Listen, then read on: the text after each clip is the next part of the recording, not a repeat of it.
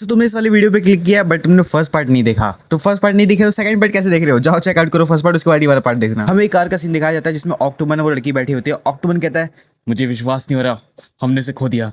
बहुत जल्दी पीटर की जो बाउंटी है वो ऑफिशियली अनाउंस हो जाएगी, हमें उससे पहले उसे पकड़ना पड़ेगा। और वैसे भी उसे कैंसर है तो वैसे मरने वाला है वो। और एज अ सीनियर तुम्हें नहीं लगता उसके पास जितना वेल्थ बचा हुआ है हम लोग से शेयर कर दे, उसके बाद जाए। फिर हमें ऑक्टोमन का हाइड आउट दिखाया जाता है जहाँ पे पीटर दरवाजा खोलता है एंड सामने देखते तो सामने कोई भी नहीं रहता और पीटर देखते हुए कहता है इस बार तू लकी निकला ऑक्टोमन। फिर हमें स्टेशन का सीन दिखाया जाता है जहाँ पे सब लोग खड़े होकर कह रहे हैं एक मिनट जरा उस लड़के को देखो कि क्या वो सेलिब्रिटी है या फिर क्या वो मॉडल है। हम पीटर का सीन दिखाया जाता है, पीटर अपना भाई तो शो ऑफ कर रहा है। तो पीटर अपने मन में कहता है आखिर आखिर ये कैसे हो सकता है, मेरे पेट पे जो गोली लगी थी और जो घाव हुआ था वो गायब हो चुका है। आखिर आखिर ये कैसे हो सकता है, और कैंसर सेल की वजह से जो बहुत ज़्यादा दर्द हो रहा था मुझे वो पूरी तरीके से गायब हो चुका है। क्या मैं सपना देख रहा हूँ?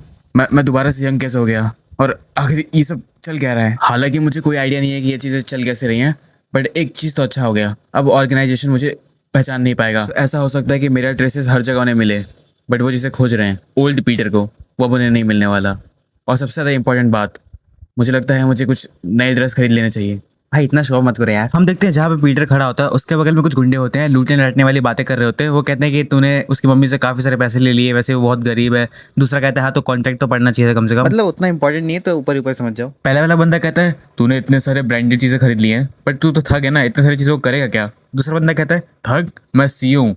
एक बिजनेस जब तुम स्टार्ट करते हो तो तुम्हें सीईओ बनना पड़ेगा, एक सीईओ के बिना बिजनेस कैसे स्टार्ट करोगे? वैसे तुम्हें समझ में नहीं आने वाला। और वैसे भी मैंने ये सारी चीजें दिखाने के लिए खरीदी है, मतलब कि अगर मैं महंगी महंगी ब्रांडेड नेम्स वाली चीजों को खरीदूंगा तो आजकल के जो यंगस्टर है वो यही सब देख के कॉन्ट्रैक्ट पे साइन कर देते हैं, उनको लगता है हम बहुत बड़े हैं। तब तक पीटर इन्हें आवाज लगाता है, कहता है ओ दो बच्चे इधर देखो, क्या तुम्हें यहाँ दिखाई नहीं दे रहा नो स्मोकिंग जोन है, उसके बाद भी तुम यहाँ पे स्मोक कर रहे हो?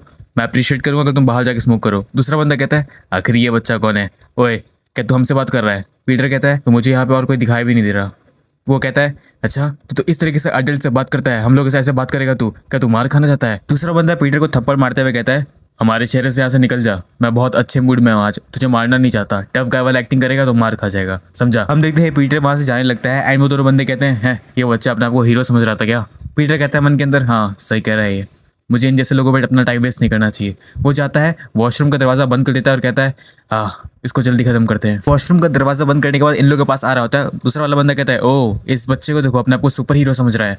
दूसरा बंदा कहता है इसको आने दो, इसको लगता है हम लोग को मार देगा। पीटर इनके पास आते हुए कहता है चलो मैं तुम्हें बताता हूँ, कुछ सिखाता हूँ क्या एक्चुअली में अपने से बड़ों की रिस्पेक्ट कैसे करा जाता है। वो बंदा आते हुए कहता है ए बच्चे तेरे अंदर कुछ ज्यादा ही एटीट्यूड भरा है, चल इधर आ, एक ही बार में तुझे निकालता हूँ यहाँ से। वो पीटर को थप्पड़ मारने जा रहा होता है, तब तक पीटर बहुत स्पीड में आगे उसके दो पंच मारता है लगातार एंड इतने में उसका खेल खत्म, मतलब कि वो खत्म हो चुका है, बेहोश हो चुका है, वो नीचे गिर जाता है स्लोली स्लोली। तो दूसरा बंदा होता है वो यहाँ पे नाइफ निकाल लेता है। बंदा कहता है ओए तुझे लगता है तो हमें हरा देगा? तुझे पता है हम लोग कौन है? पीटर कहता है मुझे नहीं पता तू कौन है, पर मुझे इतना पता है कि तू किस टाइप के नाइफ यूज कर रहा है, ये पॉकेट नाइफ है ना, और तू जिस तरीके से इसको पकड़ा है गलत है, जिस तरीके से तू चलाने की सोच रहा है उसको स्विंग करने की सोच रहा है, इससे तेरी ही उंगली कट जाएंगी, यानी तुझे चलाना ही नहीं आता। अच्छा तुझे किसने बोला कि मैं यहाँ पे स्विंग करने वाला हूँ तुझ पे? हाँ वेल अगर तू चाहता मुझे स्टैप करना तो अपने आर्म को इस तरीके से बाहर नहीं निकालता जैसे तूने निकाला है। हम देखते हैं वो नाइफ लेके पीटर पे अटैक करने लगता है, पीटर डॉज करता है एंड बहुत जोर उसके नेक पे लाइक अटैक करता है एंड उसका नेक पूरा एकदम सूज गया होता है, लाइक वो हिल चुका है कि इतना जोर से किसने कैसे मार दिया। पीटर कहता है मैंने तुझे स्टैप नहीं किया, अगर मैं चाहता तो तू यहाँ पे 3 बार लगातार मर चुका होता। मुझे नहीं पता तू क्या कर रहा है, किस चीज़ में इन्वॉल्व है, पर इतना ध्यान से सुन ले, अगर तू जानना चाहता है कि मैं क्या करता हूँ, मैं कैसे कर रहा हूँ, क्यों कर रहा हूँ। उसका शोल्डर बहुत जोर से पकड़ते हुए कहता है तो तू यहाँ से जिंदा बाहर नहीं जाएगा, बोल जानना चाहता है? बस इतना बोल के पीटर पीछे हट जाता है एंड उस गुंडे ने पैंट में सुसु कर दी होती है। तो पीटर कहता है हाँ मुझे नहीं लगता कि अब तू उसको पहनने वाला है, और ध्यान से सुन आज के बाद कोई भी इलीगल बिजनेस मत करना। मेरे सारे पैसे चले गए, मैंने बस उनसे इतना कहा था कि उस पैसों को हाथ मत लगाना, लेकिन उसके बाद भी उन्होंने ये किया। हम देखते हैं पीटर ने उस बंदे के कपड़े चुरा लिए होते हैं एंड उस बंदे को अपना कपड़ा दे दिया होता है। क्या सोच के दिया था भाई, मत ही देता। पीटर कहता है तो इन द एंड तुम मुझे इस तरीके से ट्रीट करने वाले हो। मैं योंगवोंग ऑर्फनेज में पढ़ा हुआ, ये एक स्मॉल फैकल्टी है, चर्च के अंदर चलाई जाती है, 50 साल बीत गए उसके बाद से, और ये छोटा सा orphanage large scale crime organisation बन चुका है जो पॉलिटिक्स फाइनेंस इस पूरी दुनिया में सबके पास इसका इन्फ्लुएंस है। ग्लोरी क्लब उनके लिए बोलता है जो बोल नहीं पाते। मैंने अपनी पूरी जिंदगी इस ऑर्गेनाइजेशन को दे दी और अब मैं ही बनूंगा वो जो इस ऑर्गेनाइजेशन को खत्म करेगा। फिर सीन शिफ्ट होता है, हमें कहीं और का सीन दिखाया जाता है जहाँ पे बीचों बीच कोई बैठा होता है और वो कहता है ओह तो तुम मुझे यहाँ पे अकेले पकड़ने के लिए आए हो। सामने ऑक्टोमन रहता है, ऑक्टोमन कहता है ऐसा तो है नहीं कि तुम लेजेंड हो पीटर की तरह, हमें कहाँ मुश्किल होने वाली है, और वैसे भी तुमको यहाँ पे पकड़ने के लिए मैं आया हूँ, ये बहुत ट्रिप जैसा होगा मेरे लिए। वो बैठा हुआ बंदा कहता है तुम ग्लोरी क्लब वाले अपने बाउंड्रीज को कुछ ज्यादा ही क्रॉस करने लगे हो। तुम लोगों ने तो मुझे परेशान करके रखा है, इवन सबको परेशान करके रखा है। जो रेपुटेशन ग्लोरी क्लब की पीटर ने बनाई थी, तुम लोग उस पर ज्यादा ही बैठे हुए हो। तुम्हें नहीं लगता ये तुम्हारे डाउनफॉल का कारण बनने वाला है?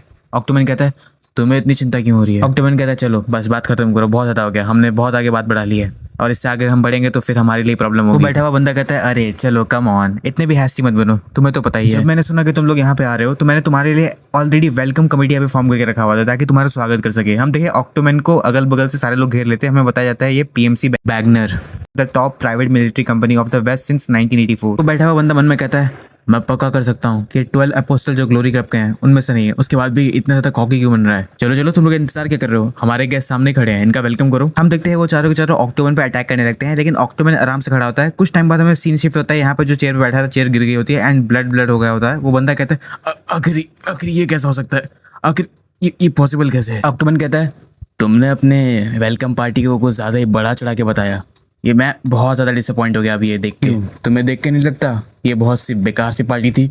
और ये क्या बंदा, ये भूत है क्या भाई? इसको भाई भूत लग रहा है मुझे। फिर हमें थोड़ा सा ऑक्टोमन के बारे में बताया जाता है। इसका रैंक B+ है, स्पेशलिटी है फुल बॉडी कॉन्टोनेशन और यहाँ पे ये रैंक 1 करता है नेशनल जिजुत्सु के अंदर। एंड वो बंदा कहता है मेरे पास बताओ क्यों ऐसा कह रहा है, तुम जरा ये देखो ऐसे कोई आएगा भाई, ऐसे ये भूत है, ये पॉसिबल कैसे है, ये भूत है। फिर थोड़े टाइम बाद का सीन दिखाया जाता है, ऑक्टोमन उस लड़की के साथ जाते हुए कहता है, ऑक्टोमन कह रहा होता है कि तुम मुझे कह रही हो कि जितने सिक्योरिटी कैमरा थे वो सारे डिस्ट्रॉय हो चुके हैं और वेपन का भी कोई साइन नहीं था। लड़की कहती है हाँ सर ऐसा ही है, इसका मतलब कि ये पीटर है और कोई कर ही नहीं सकता ये, इसका मतलब कि वो बुढ़ा वो बच गया, वो सर्वाइव कर गया और सिर्फ बचा ही नहीं वो वापस आया और ताकतवर हो गया, मेरे आदमियों को उसने जान से मार दिया। एनीवेज जो पीटर की बाउंटी है वो जल्दी ऑफिशियली अनाउंस हो जाएगी, उससे पहले हमें पीटर को पकड़ना पड़ेगा ताकि और कोई मौके का फायदा न उठा ले। अगर तुम्हें पीटर के बारे में कुछ ही पता चलता है या दिखाई देता है तुम आके तुरंत मुझे बताना। एंड यहाँ पे जो लड़की रहती है पीटर के बारे में सोच रही थी कि पीटर ने कैसे उसकी हेल्प की है, एंड ये लड़की बुरी नहीं है। लड़की कहती है यस सर, यानी वो करना नहीं चाहती, मतलब फोर्सफुली करना ही पड़ेगा उसको। लेकिन हम देखते हैं यहाँ पे जो ऑक्टोमन रहता है वो लड़की रहती है, वो खाने के लिए कहीं एंटर कर रहे होते हैं। जो रेस्टोरेंट में ये जो बंदा रहता है वेटर रहता है वो कहता है 1 मिनट